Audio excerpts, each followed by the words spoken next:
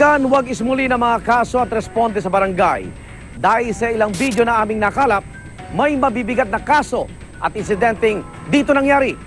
Pot session sa loob ng jeep, pagkuyog sa isang minor de edad, at pagpaslak sa isang barangay captain.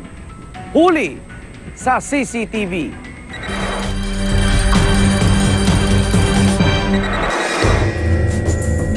October 4, pasado alas 11 ng gabi, nakuhanan ng CCTV camera ang isang grupo ng kabataang naglalakad sa barangay Rosario sa Pasig City. Galing po kami dun sa may complex, yung sa tramo. Nanood po kami sa piyesta. Pero makalipas ang ilang sandali, tila boxing na ang naganap na eksena. Bigla na lang po may tumutok sa akin.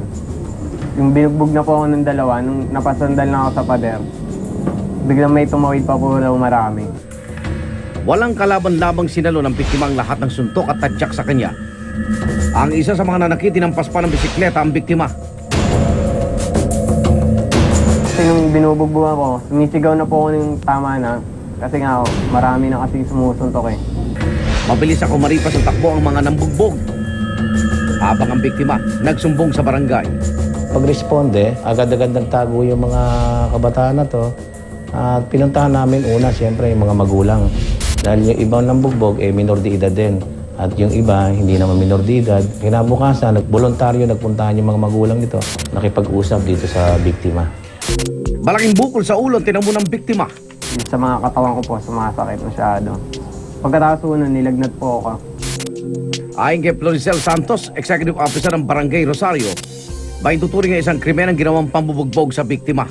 Kahit sila yung mga minor de edad, pasok pa rin niya sa 9344 Republic Act yung mga kabataan na nasa sangkot sa ganitong klase ng krimen. Nagkatamo ng physical injury, yung tao, ibang sangkot na nagtago, hindi naman minor de edad, kaya pumasok din dun sa Republic Act 7610, the child abuse, dahil minor de edad yung ginulpe. Hanggang ngayon hindi pa rin nahuli ang mga nambugbog sa biktima. Masakit din po kasi hindi rin po sila nahuli, hindi rin po natanong kung bakit ginawa sa akin yung ganun. Sa barangay 203 naman sa Tondo, Maynila, isang lalaki rin ang kinuyog. Ang bugbugan at habulan, kuwang-kuwa sa CCTV. Pasado alauna ng madaling araw na makita sa CCTV ng barangay 215 ang habulan sa pagitan ng isang barangay tanod at ng isang lalaki. Kasalukuyan nga po kami rumoronda at may lumapit po sa amin isang lalaki na duguan sa mata at ang sabi sa amin ay magrereklamo siya. Kasi sinuntok daw po siya nung isang kasama sa trabaho. Tapos nagreklamo siya sa amin na kung pwede magpa-blatter. Nag-blatter kami at kinuha namin yung tao sa LAMAM sa construction side. Pero pagdating sa barangay, ang nirereklamo biglang tumakas. Kasalukuyan ko po siyang binablatter silang dalawa at pinag-aareglo ko. Pagtalikod ko, bigla siyang tumakbo. Kala ng mga tao, magnanakaw. Kaya sigaw po ng mga ng tao, magnanakaw. Naharang ng mga taong nakatambay sa kalye ang lalaki at dito na siya sinimulang bugbugin ang mga ito. Inawat po namin, lahat po sila, ginanon namin sa barangay tanod ko at kinuha namin yung tao.